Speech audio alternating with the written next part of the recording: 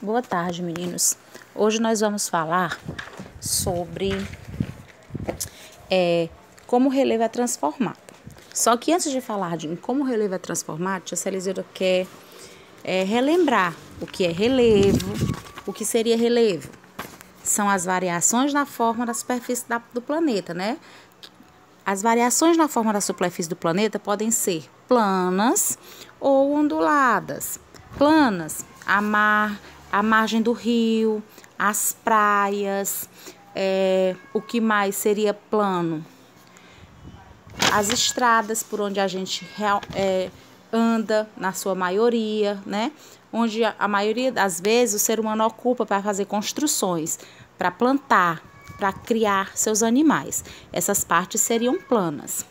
As partes onduladas, na sua maioria, são os morros, são as montanhas, né? E nesses lugares a presença humana ela é menor, mas ainda assim ela está lá, porque o homem ele constrói os lugares para ele viver, ele faz adaptações nos lugares para que ele possa viver. A tia falou também sobre altitude e altura. A altitude é a medida a partir do nível do mar. Aí nós temos um desenho lá na página 46 que explica o nível do mar e onde começa a medir para ver qual é a altura de um morro, de uma montanha. E a altura é a medida da base até o topo de um objeto.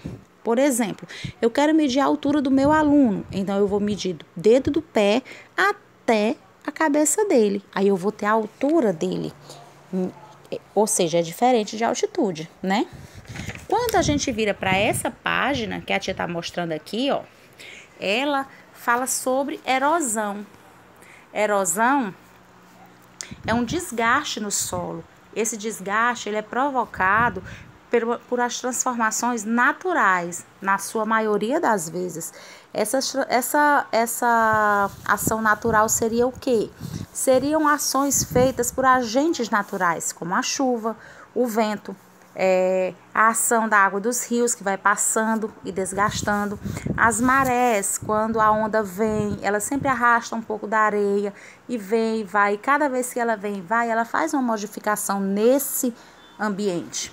Sedimentos, os sedimentos que o vento ou a chuva retiram das rochas são transportados e depositados em outros lugares, ou seja, aquela areia, aquele barro que foi tirado desse morro, quando a água passa, ele está sendo levado para outro lugar. Lá onde a água parar com essa terra, quando a água secar, esse barro, essa terra vai ficar nesse lugar.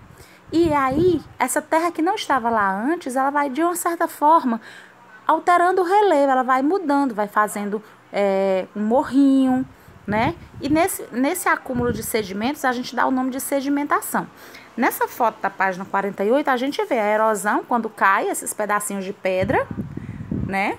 E a gente vê também quando, como nesse aqui, o morro está ficando maior, porque as pedras estão se acumulando. Então, isso é uma sedimentação. Nessa página seguinte, tem assim, o ser humano transforma o relevo. Antes de mostrar aqui esse maquinário todo para vocês, eu gravei esse. O homem é responsável pela erosão? Eu estou perguntando. A erosão é um processo natural, ou seja, ela já existia na natureza sem a interferência do homem. Porém, à medida que o ser humano altera a composição da superfície terrestre, ele pode intensificar a erosão e os seus efeitos, provocando graves prejuízos no solo. Aí voltamos para a página do nosso livro. Olha só, a quantidade de máquinas que o homem está usando para escavar esse lugar. Então, ele está provocando uma erosão.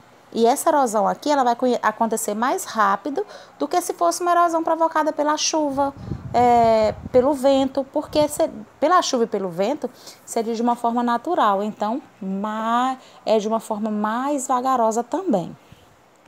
Aqui, ó, a gente vê que o homem alterou esse morro para criar essa rodovia, para criar essa estrada. Naturalmente ela não existia aí. O homem modifica o ambiente para que ele possa viver melhor nele. Ele modifica o relevo para suprir suas necessidades. Ele precisa criar casas, criar estradas, plantações, pastos para os animais.